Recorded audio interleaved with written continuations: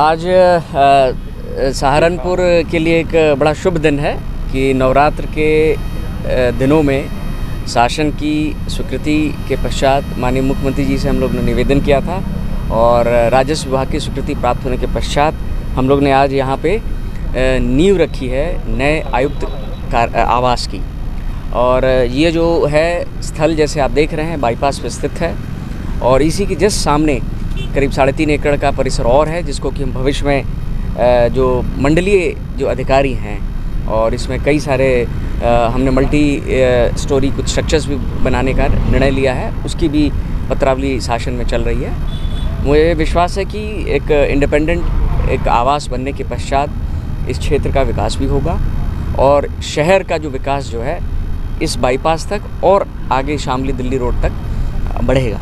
हम लोग ने हाल में ही एक और बड़ा महत्वपूर्ण निर्णय लिया है कि बाईपास के आसपास एक गांव को वहां तक सहारनपुर विकास प्राधिकरण का क्षेत्र बढ़ाया जाए और मुझे विश्वास है भविष्य में जब शासन से स्वीकृति अनुमोदन मिल जाएगा तो इस क्षेत्र के विकास को सुनियोजित जो विकास होता है, प्लान डेवलपमेंट होता है, उसमें हमें बहुत मदद मिलेगी। सबको बहुत बहुत बधाई।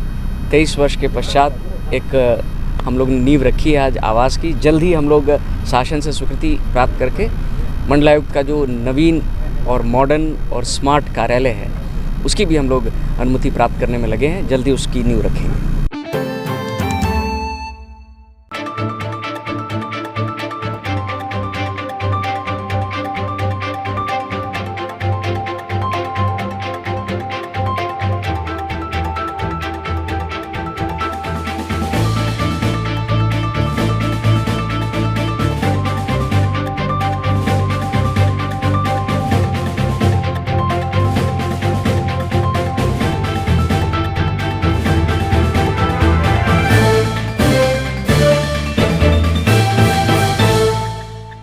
आज हम डीएम साहब से मिलने के लिए आए थे यहाँ पर, क्योंकि हमारा एक मित्र अनिल उपाध्याय जिसका एक दरोगा के द्वारा उत्पीड़न कर उसको परेशान कर टॉर्चर कर उसको अटैक पड़ने से उसकी मृत्यु हुई है।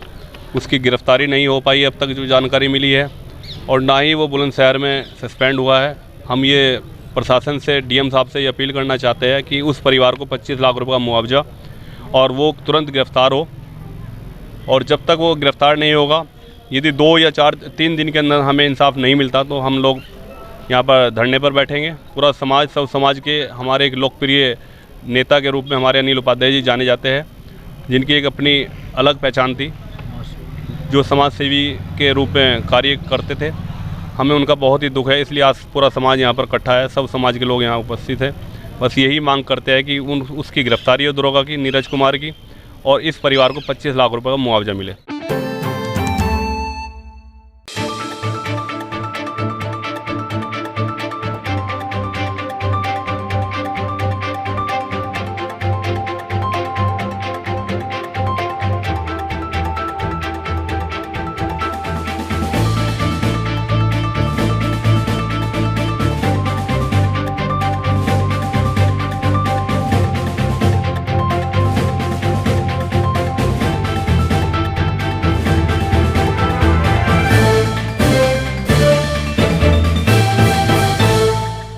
अखिलेश यादव जो हमारे राष्ट्रीय अध्यक्ष हैं, उनके निर्देश पर आज पूरे उत्तर प्रदेश में हर जिला हेडक्वार्टर पर उत्तर प्रदेश को जिस तरह से अपराध प्रदेश बना दिया गया है और सत्ता के संरक्षण में अपराधियों को जिस तरह से संरक्षण देने का काम किया जा रहा है, उसके विरोध में राज्यपाल को ज्ञापित एक ज्ञापन हमने दिया है। हाथरस की घटना केवल एक उसका उदाहरण है जिसमें एक गुड़िया को रात को तमाम कानूनों को ताक पर रखकर जलाने का काम कर उसके सबूतों को मिटाने की कोशिश करने का काम किया गया। और इसी तरह बलिया में सजातीय अपराधी को बचाने के लिए सीओ और एसडीएम के सामने उसे भागने की अनुमति देने का काम और पिछड़ी बिरादरी के एक नौजवान की खुलेआम हत्या कर दी गई। ऐसी उन तमाम घटनाओं को जो लगातार महिलाओं के खिलाफ भी पूरे उत्तर प्रदेश के हर जनपद में रोज बढ़ रही हैं, उसके बावजूद भी उन पर अंकुश लगाने का काम सत्ता की पे बैठी भारतीय जनता पार्टी की सरकार नहीं कर पा रही है। हमने माननीय राज्यपाल महोदय को ज्ञापित ये ज्ञापन इस आशय के साथ दिया है कि वो संविधान की मान्यताओं के और उनके तमाम कानून का पालन करें और उसे करने के लिए अगर भारतीय जनता पार्टी की सरकार को बर्खास्त कर यहाँ के लोगों को चैन की नींद सोने का एक माहौल पैदा करने में मदद करने का काम करें।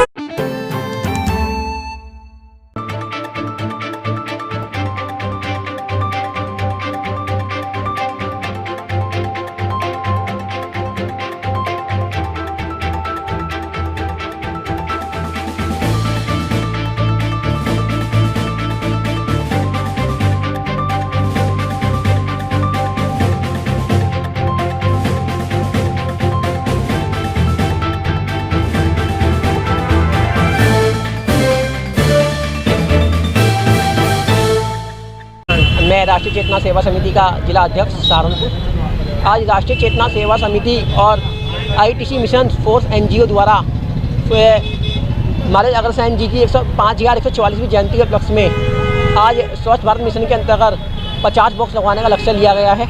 हमने इसके अंदर तमाम मंदिर, स्कूल, अनाथ आश्रम, वृद्धाश्रम रखे हैं इसके अंदर। और 21 तारीख को महाराज अग्रसेन जी के जयंती के उपलक्ष्य में ही यहाँ पर एक भंडारे का आयोजन भी रखा है।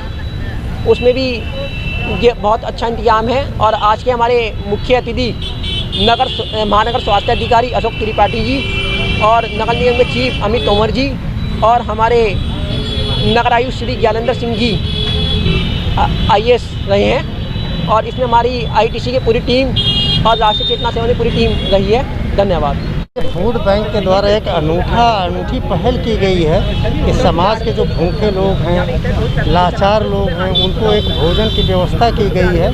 एवं जो गरीब बच्चे हैं, छात्र छात्राएं हैं, उनके लिए यहाँ पे पुस्तक की भी व्यवस्था की गई है। मैंने अभी इनके किचन का पूरा निरीक्षण किया तो किचन बहुत साफ़ सुथरी और पूरी तरह हाइजीन की व्यवस्था है।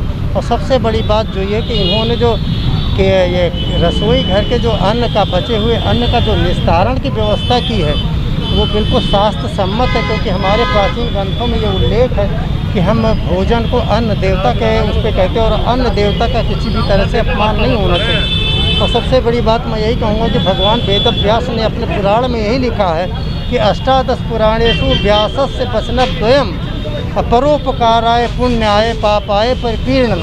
अर्थात अगर हम किसी मजलूम की सहायता करते हैं और उसको खुशी प्रदान करते तो उससे बड़ा कोई पुण्य नहीं है।